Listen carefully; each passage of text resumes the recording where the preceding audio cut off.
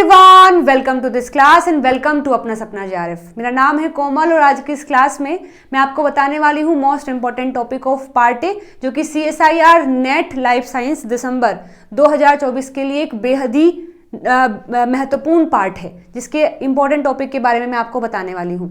तो मैं उम्मीद करती हूँ आप जानते ही होंगे पार्ट ए के बारे में। यदि आप CSIR नेट लाइफ साइंस की तैयारी कर रहे हैं तो उसके अंदर 3 पार्ट होते हैं, पार्ट ए, पार्ट बी और पार्ट सी। तो पार्ट ए के जो इंपॉर्टेंट टॉपिक है उनके बारे में मैं आपको बताने वाली हूँ। सो पार्ट ए जो होता है उसके अंदर टोटल 20 क्वेश्चन होते हैं, उसमें से आपको केवल 15 ही करने होते हैं। कोई भी 15 आप कर सकते हैं। एक क्वेश्चन अगर आपका सही है तो वो आपको 2 मार्क्स देता है। तो टोटल जो है पार्ट ए आपका 30 मार्क्स का आता है। नेगेटिव मार्किंग की बात करें तो यहाँ पर नेगेटिव मार्किंग होती है। यदि आप क्वेश्चन गलत करते हैं तो 0.5 आपके माइनस हो जाते हैं जो आपने किए हैं उनमें से।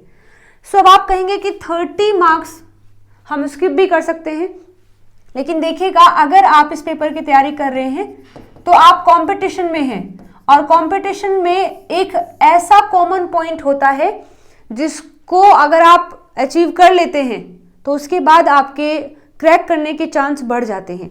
वो पॉइंट ये पार्ट ए ही होता है, क्योंकि पार्ट बी और सी सभी पढ़ रहे होते हैं। केवल पार्ट ए में आकर ही एक मेजर डिफरेंस आ जाता है कि जिसने पार्ट बी सी तो पढ़ा ही है, ऑफ कोर्स वो हमारे सिलेबस का पार्ट है, हमारे कोर्स का पार्ट है, तो पार्ट बी और सी सभी पढ़ते हैं, लेकिन पार्ट ए को लगभग सभी स्किप कर देते हैं और उसी पार्ट ए में नंबर आने की वजह से आप या तो क्वालिफाई कर जाते हैं या तो नहीं कर पाते हैं। तो कभी भी आपको ये नहीं सोचना है कि ये 30 मार्क्स हैं तो ये कम है, हम ना भी करें तो भी चलेगा। आपको ये 30 मार्क्स अचीव करने का जरूर ट्राई करना है और इसके लिए आपको पार्ट ए पढ़ना पड़ेगा।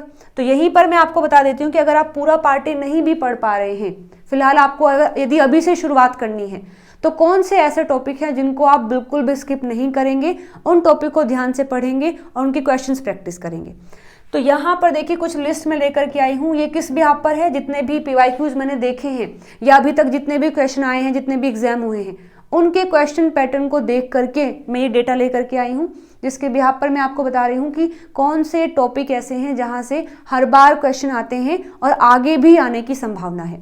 तो जैसे कि सबसे पहला टॉपिक है लॉजिकल पजल्स, जिसमें एग्जैक्टली ऐसे क्वेश्चन आते हैं जिसमें आपको लॉजिक लगाना पड़ता है।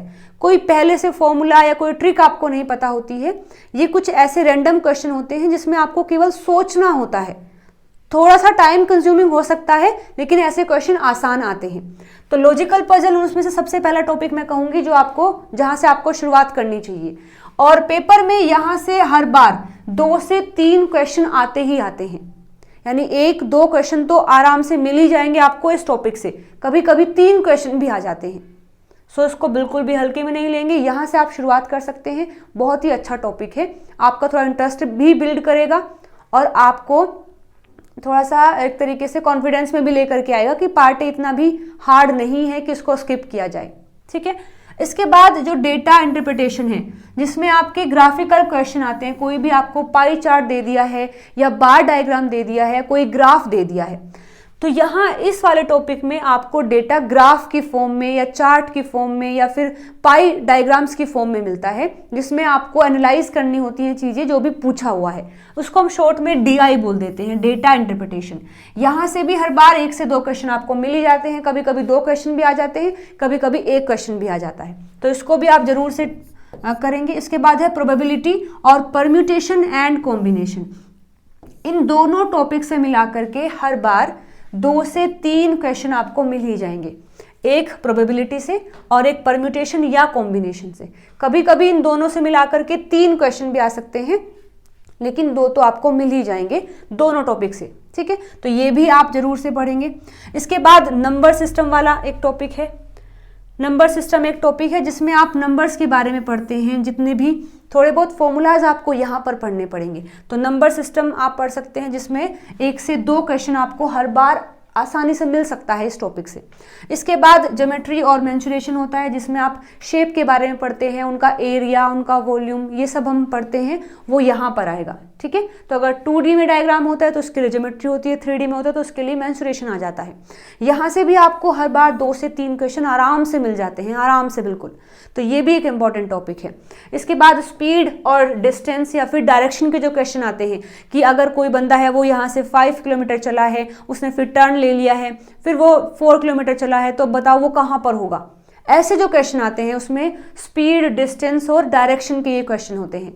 तो यहाँ से भी आपको हर बार 1 से 2 क्वेश्चन मिल जाएंगे।